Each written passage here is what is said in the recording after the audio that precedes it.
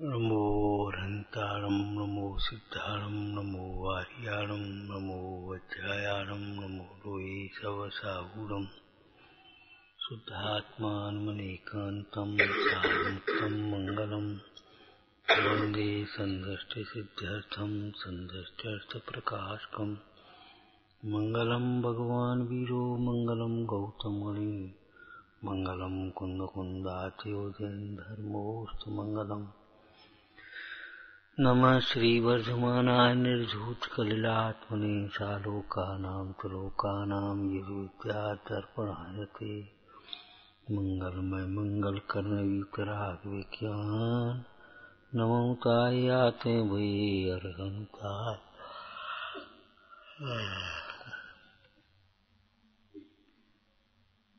यथार्थ और प्रशंसनीय सिद्धांत का नाम सम्यक दर्शन है।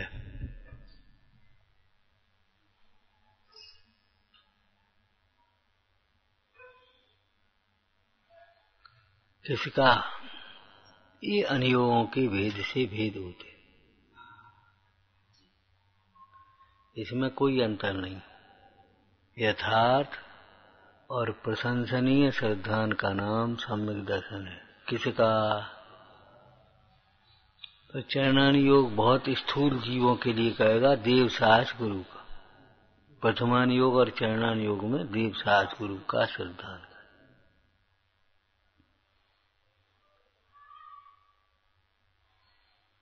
वैद्य का सिद्धांत, औषधि का सिद्धांत, परिचारक का सिद्धांत पहली चीज है।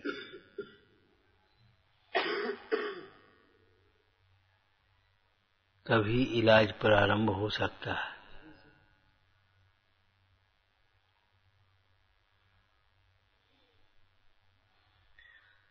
जब यहां आ जाएंगे तब रोगी अगर ये कहे, भाई जी ठीक हो जाएंगे कि नहीं, हम हमारा रोग मिट जाएगा कि नहीं मिट जाएगा, ठीक हो जाएंगे कि नहीं, यानी ठीक होंगे कि नहीं। अरे भाई विश्वास रखो, कोई खास बात नहीं है, ऊपर ऊपर की ये थोड़ी सी तकलीफ है। सारे लेंस क्लियर हैं, सारे हार्ट क्लियर है, सब मतलब लीवर तिल्ली किडनी सब क्लियर है, कोई परेशानी नहीं है। थोड़ा सा रोग है, ठीक हो जाएगा। मतलब इसमें क्या कहना चाह रहे हो? वैद्य का विश्वास तो ठीक है, वैद्य जब कह रहा है तो अपना भी विश्वास रखो। क्या विश्वास? ये रोग हमारा स्वभाव नहीं है, स्वभाव नहीं है, इसलिए इस रोग का अभाव संभव है। थोड़ा सा धैर्य रखा जाए, अपनी इच्छाओं को रोका जाए, कुपथ सेवन न किया जाए, और थोड़ा सा पथ औषधि का विवेक पूर्वक सेवन किया जाए तो रोग बड़ी आसानी से मिट सकता है। क्यों? ये रोग हमारा स्वभाव नहीं है, और जो स्वभाव नहीं है उसी को परभाव की संज्ञा दे देते हैं।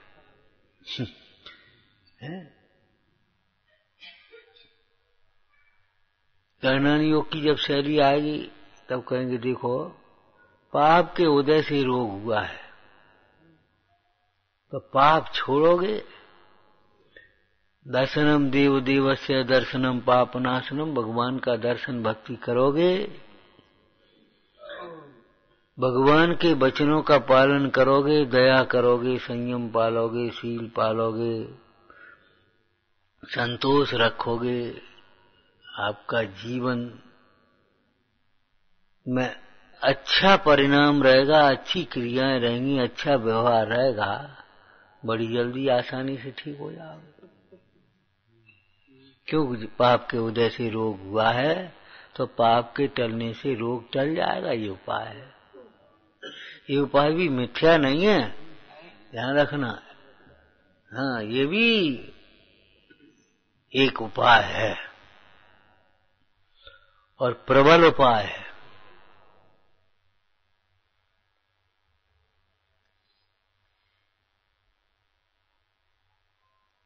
जिसे वैद्य का विश्वास नहीं, औषधि का विश्वास नहीं, यानी क्या है, परिचारक का विश्वास नहीं है, जने ये काढ़ी में का बना दो, जने चूरण में का डाल दो, जने पुड़िया में का बांध दो। शंकाशील रहेगा निरंतर तो उसका सेवन मुश्किल होगा, फिर कैसे निरोग होगा। और जितने भी उपाय हैं, एक चर्चा सैद्धांतिक रूप से की थी कि देखो जो 5 समवाय हैं वो परस्पर सापेक्ष हैं, निरपेक्ष मत लेना उसको, निरपेक्षा नया मिथ्या, मतलब खुलासा तो करो। स्वभाव पुरुषार्थ सापेक्ष है, स्वभाव है, लेकिन बिना पुरुषार्थ के स्वभाव की प्राप्ति संभव नहीं है।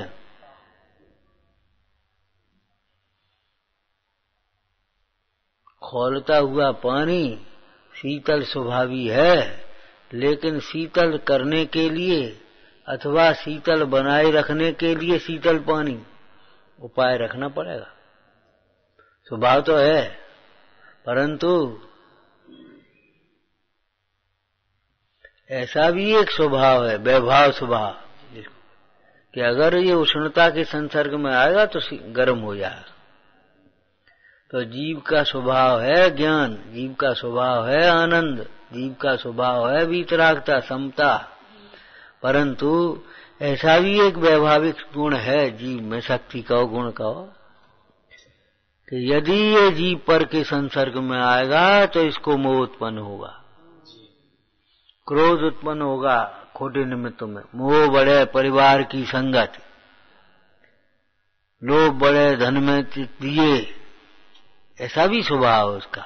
आप नहीं चाहोगे तो भी अगर उस विपरीत वातावरण में रहोगे तो आपको मोह क्रोधादिक भाव, क्रोध बढ़े नरमूढ़ की संगत, ज्ञान बढ़े गुणवान की संगत,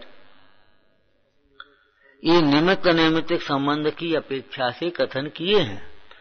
तो स्वभाव है, परंतु बिना पुरुषार्थ के नहीं निकलेगा।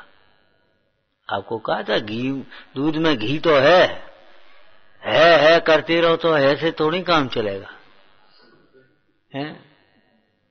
आपको पूड़ियां सेकनी है, दूध डाल दो घी की जगह, इसमें घी है ना, अरे घी 1 किलो है, दूध बने 10 किलो डाल दो, इससे थोड़ी काम चलेगा। है, परंतु उसको जमाए बिना, मथे बिना, निकाह तपाए बिना कैसे निकलेगा। आत्मा का स्वभाव है आनंद, परंतु वह आनंद बिना सम्यक दर्शन ज्ञान चारित्र के, बिना तपस्या के कैसे प्रकट होगा बताओ। जिस बिना न जिंदाज सीजे, तू रुलो या कीच में, एक घर मत बिसरो करो ने आओ जम्मक बीच में, कहां तुम पड़े हो। और पुरुषार्थ भी भाग्य सापेक्ष है, निमित्त सापेक्ष है, कालब्धि सापेक्ष है। इसमें हमने आपको अनेकों दृष्टांत दिए थे प्रसंग प्रसंग पर। किसान के द्वारा बीज बोया जाएगा तभी फसल आएगी, और बोए जाने पर भी, सींचने पर फसल आएगी, रखवारी करने पर, बाढ़ लगाने पर, नहीं तो खा जाएंगे सबरे पशु, फसल कुछ नहीं आनी। बह जाएगा पानी, सूख जाएगी फसल। बीज बोने के बाद भी आपको जहां जब सिंचाई की जरूरत है सिंचाई, निदाई की जरूरत है निदाई। जो वहां सिंचाई का महत्व है खेती में, वही महत्व भावना का है, चिंतन का है। और जो निदाई का महत्व है वही हमारा वेद विज्ञान का है। उखाड़ फेंको उसको, पर भावों को, स्वभाव की प्राप्ति होगी तो। लेकिन ये सब कार्य करने पर भी फल समय पर आएंगे, फसल समय पर होगी। आप सोचो पहले हो जाए, पहले नहीं होगी। और समय पर होगी अगर ऐसा मान करके कोई निश्चिंत बैठ जाए, न बीज बोए न सिंचाई करे, तो कभी नहीं होगी। ऐसे काल अवधि के भरोसे बैठ रहे यार, जब होना है तब हो जाएगा, उसका कभी नहीं होगा। जब होना है तब हो, को काय को विकल्प करते हो। हाँ बिल्कुल ठीक है, विकल्प नहीं करो, लेकिन उद्यम तो करो, योग्य उद्यम। 5 समवाय सापेक्ष हैं, ऐसे ये चारों लक्षण सापेक्ष हैं। सीढ़ी है, सीढ़ी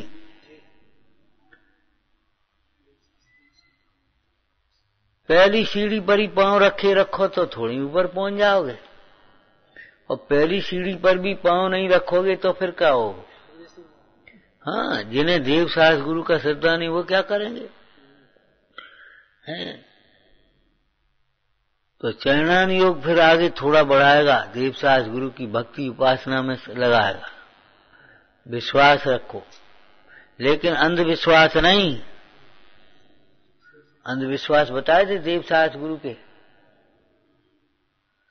हैं। तत्व अभ्यास नहीं करता, परिणाम की निर्मलता का उपाय नहीं करता, पाप नहीं छोड़ता, और बस केवल भगवान भरोसे।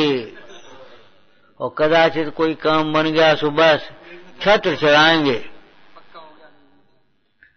दीपक जलाएंगे एक शेर का, 108 परिक्रमा लगाएंगे, एक विधान कराएंगे, एक फलाना काम करेंगे। भैया ये सब ठीक है, लेकिन श्रद्धान सम्यक नहीं है तुम्हारा। पाप छोड़ोगे कि नहीं? जिद छोड़ोगे कि नहीं? लोभ छोड़ोगे कि नहीं? है? मतलब ये है, उस परिणाम निर्मल हो तब वे देव सास गुरु निमित्त होते हैं। अगर परिणाम निर्मल नहीं होंगे तो देव सास गुरु क्या करेंगे? वे ऐसे साक्षात्कर्ता तो है नहीं व्यापक भाव से।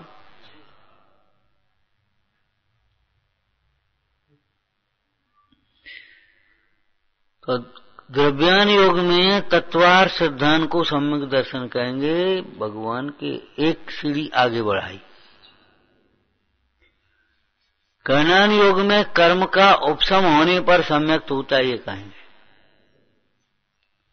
दर्शन मोहनी कर्म और अनंतानवंदी कर्म प्रकृतियां, इन 7 प्रकृतियों का उपशम, 6 उपशम, 6 उपशम में समझ लेना, सम्यक प्रकृति का हो जाए वो अलग बात, स्थूल कथन का उपशम 6 उपशम हो मोह का, इन प्रकृतियों 7 प्रकृतियों का, तब सम्यक होगा। इसके बिना आप पढ़ते हैं, सुनते हैं, विश्वास भी करते हैं, लेकिन अगर भीतर में कर्म का तीव्र हृदय है तो नहीं हो पाया।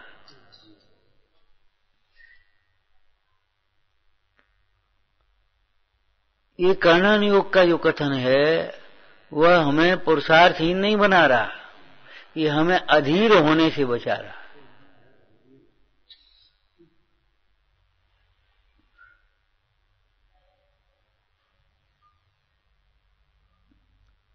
कर्णन योग समझने के लिए है, अगर समझेंगे तो हम विचलित नहीं हो पाएंगे।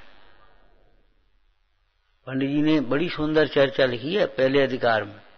कमाना तो धन प्राप्ति का ही कारण है, परंतु पूर्व का कर्जा होने से कमाई दिखाई नहीं दे, ये अलग बात है। व्यसन तो बर्बादी के ही कारण है, परंतु पूर्व की कमाई रखी है तो वो दिखाई नहीं देती बर्बादी वर्तमान में, ये अलग बात है। ऐसे ही वर्तमान में तुम धर्म ध्यान करो, लेकिन कोई तीव्र कर्म का उदय हो तो आपको अनुकूलता नहीं बन पाए उस प्रकार की, वो अलग बात है। और वर्तमान में भले पाप रूप परिणमित हो रहे हैं और कोई अनुकूलताएं बनी हैं, बन रही हैं, खूब बढ़ती जा रही हैं, ये पूर्व पुण्य का उदय है। अगर इन बातों को नहीं समझा जाएगा तो जी करेगा हम तो धर्म कर रहे, जी क्या हो रहा।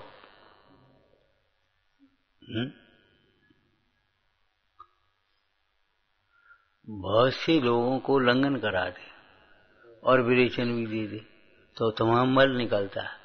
ये कुछ खाए रहे नहीं, निकल कहां से रहा? कुछ खाए तो रहे नहीं, निकल कहां से रहा? ये कि भैया ये पहले का जमा है।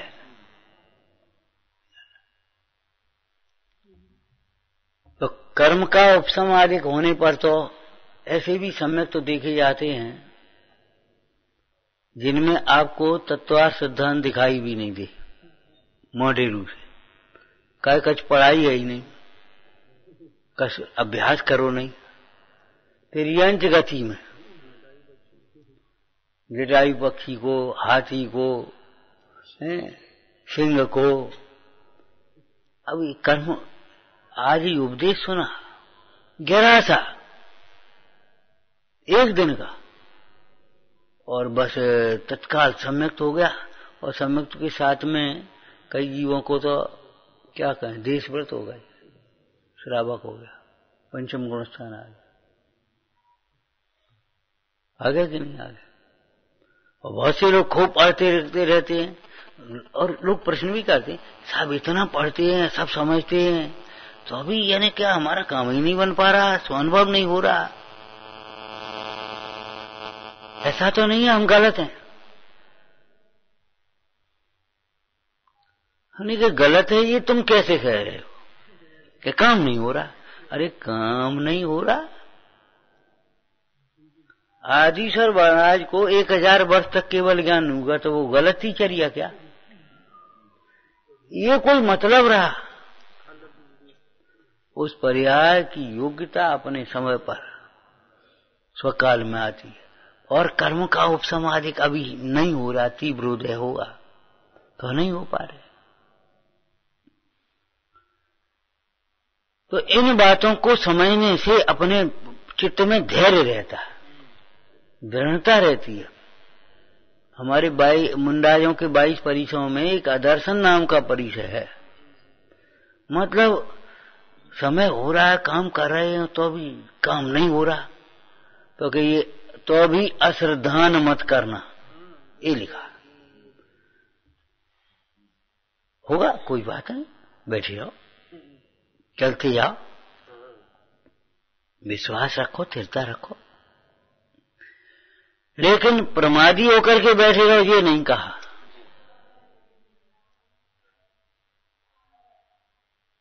अपनी कल्पनाओं से करते रहो ये नहीं कहा। द्रव्यान योग के जो तत्वार्थ सिद्धांत कहा उसके सापेक्ष है। मतलब ये कर्म का उपसमाधिक होने पर भी जो सम्यक्त होता है वह तत्वार्थ सिद्धांत तत्व निर्णय पूर्वक ही होता है। भले बुद्धि सामान्य थी, और सामान्य बुद्धि होने पर कब ये कैसे बैठे, नींद आ रही है, भजनों नींद आ रही। अब कितनी देर भैया में आए, और कल भी थी और आज भी है। लगता ही नहीं है कि ये कुछ दोष हो रहा है।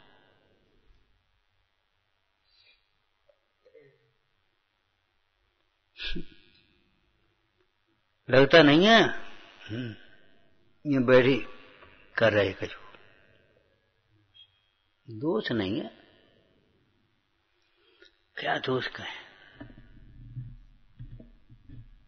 दोष बाधे च मौनम, अपना दोष कहने में मौन, ये अर्थ थोड़ी लिखा है वहां।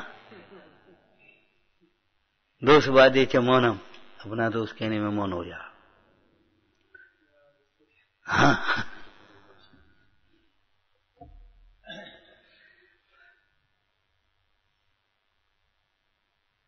तो ये जीव कर्म के भरोसे रहे तो नहीं हो पाएगा, ये कहने का मतलब है।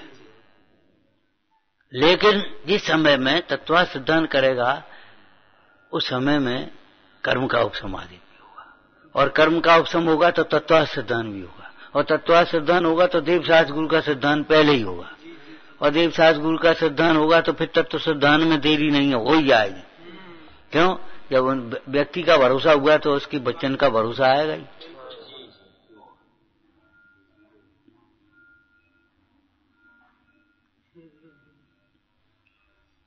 नववें अधिकार में ये चर्चाएं आई, चारों लक्षणों का समन्वय। समन्वय माने हाँ, इनमें विरोध नहीं है, विविक्षा भेद है। मतलब नाना जीवों की अपेक्षा, नाना नयों की अपेक्षा ये कथन किए गए, प्रयोजन की अपेक्षा। इनमें परस्पर विरोध नहीं देखना। हमने सवेरे दोपहर में क्या चर्चा की थी किससे? देखो भैया, अपन स्यादवादी हैं, शंकावादी नहीं है, संशयवादी नहीं है, स्यादवादी हैं अपन। अपेक्षित कथन को करते हैं और अपेक्षित कथन की अपेक्षा को समझते हैं, इसलिए परस्पर विरोध भाषित नहीं होता। ये पंचेंद्रिय है क्या अतीन्द्रिय है? हैं? बताओ क्या कहेंगे हम? हाँ, पंचेंद्रिय भी है, अचेंद्रिय भी है, न पंचेंद्रिय है न अतीन्द्रिय है। एक नए से पंचेंद्रिय है, एक नए से अतीन्द्रिय है। लेकिन वो भी समझ लेना, न पंचेंद्रिय न अचेंद्रिय, ये भी समझना। माने इन विकल्पों के पार है, इंद्रियों की उसमें कोई अपेक्षा ही नहीं। चित स्वरूप तो चित स्वरूप है, और ऐसा जीव स्वभाव से अतीन्द्रिय है और वर्तमान संयोग से पंचेंद्रिय है। और इंद्रिय ज्ञान को, इंद्रियों के द्वारा ज्ञान को बर्बाद नहीं करो, इंद्रियों से अपनी बुद्धियों को समेट लो और अतीन्द्रिय स्वभाव में लगा लो, ये प्रयोजन हो गया।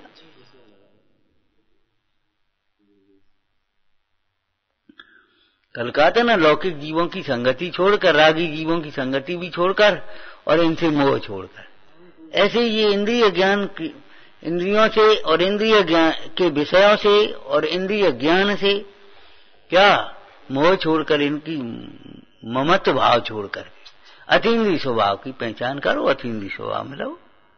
ऐसे ही यहाँ आप तो तत्व देवसास गुरु के सानिध्य में उनके विश्वास रखते हुए उनके द्वारा बताए गए तत्वों का खूब विचार करें। तत्व विचार से मोह मंद होता जाता है और मोह मंद होने पर धीरे धीरे मोह टूटने पर सम्यक्त होता है। ये दोनों अनुयोग का परस्पर में मेल है। पूछ रहे थे तुम भैया कि दोनों का मेल कैसे बैठेगा? कि देखो, जहाँ दर्शन मोह का उपसम आदि होता है, वहां तो भैया क्या नाम सम्यक्त होना ही होना निश्चित, कोई अनुयोग नहीं रोक पाएगा। और देवसास गुरु का श्रद्धन अगर हमने पढ़ने से सुनने से नाना प्रकार के विचारों से किया है और उनकी भक्ति ही करते हैं, औरों को नहीं मानते, तो सम्यक्त होने का नियम नहीं है, इतने मात्र। ऐसे ही हमने तत्वों की खूब चर्चा करते हैं, तत्वों का निर्णय करते हैं, विचार करते हैं, तो अभी जब तक कर्म दर्शन मोह कर्म का उपसमादिक नहीं है तब तक नियम नहीं है। इसको पंचलब्धि में एक दूसरी लाइन लिखी है, 4 लब्धि होने पर सम्यक्त का नियम नहीं है। 4 लब्धियां होने पर सम्यक्त का नियम नहीं है। पंचमी लब्धि होने पर सम्यक्त का नियम है, होता ही है। इसलिए वहां तक चलते जाना।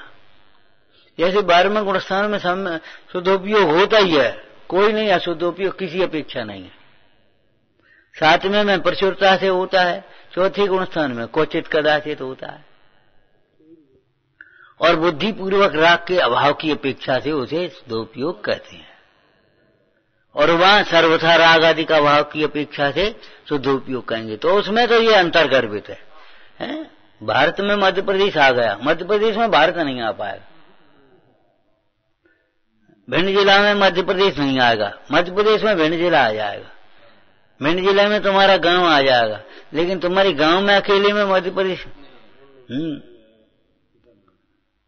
उस मुख्यमंत्री से कहा, सर हमारे गांव में ऐसा है ऐसा है। भाई देखो, हम प्रयास करेंगे, आप आए, हम उधर देखेंगे, ध्यान देंगे, ऐसा नहीं है कि नहीं देंगे, लेकिन भैया हमको पूरा प्रदेश देखना, हम क्या करें बताओ? हमको पूरा प्रदेश देखना, अकेला इतना से गांव थोड़ा ही है।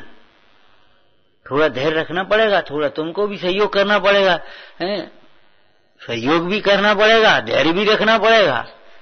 तुम्हारी भी समस्या का हल निकालेंगे, ऐसा नहीं है, लेकिन हमें पूरा प्रदेश देखना है। तो उसकी बड़ी जिम्मेदारी हो गई ना, ये मतलब हुआ। तो ऐसे ही बड़े में छोटा आ जाता, छोटे में बड़ा नहीं आ पाए। मतलब यहाँ कर्म के उपसमादिक से जो सम्यक होगा आत्मानुभव रूप, उसमें सपर भेद विज्ञान भी होगा, तत्व का सिद्धांत भी होगा, देवसाज गुरु का सिद्धांत भी होगा, भक्ति भी होगी, संवेग आदि गुण भी होंगे, निसंकेत आदि अंग भी होंगे, सब होगा। लेकिन इतने पालने मात्र से अगर जब तक उपशम नहीं होगा तब तक नहीं। तो हम तो साहब कुछ करने के लिए पराधीन हो गए। कि पराधीन का होगा? तुम तत्व विचार करते हुए मोह मन करते जाओ, तो वो तो होगा स्वयं उपसमाधि। इस प्रकार अनुयोग की शैली को समझना चाहिए और पुरुषार्थ पूर्वक कर्म भाग्य के भरोसे करने मत बैठे रहो, कालब्धि के भरोसे मत बैठे रहो, पुरुषार्थ करो। और पुरुषार्थ करते हुए भाग्य का भरोसा रखो। बड़ी अटपटी बात है, भाग्य के भरोसे मत रहो, लेकिन पुरुषार्थ करते हुए भाग्य का भरोसा रखना, कालब्धि का भरोसा रखना पुरुषार्थ करते हुए भी, योग्य निमित्त जुटाते हुए भी, उसमें भी तुम्हारा पुरुषार्थ है। लेकिन निमित्तों के भरोसे मत बैठे रहना, पुरुषार्थ बराबर चलते रहना चाहिए, विचारना। हे जिनवाणी भारती तो ही जपूं दिन रे, जो तेरी शरणा गए सो पावे सुख थे। या वाणी के ज्ञान ते सूझे लो कालो, सो वाणी मस्तक नमो सदा देत मुदो।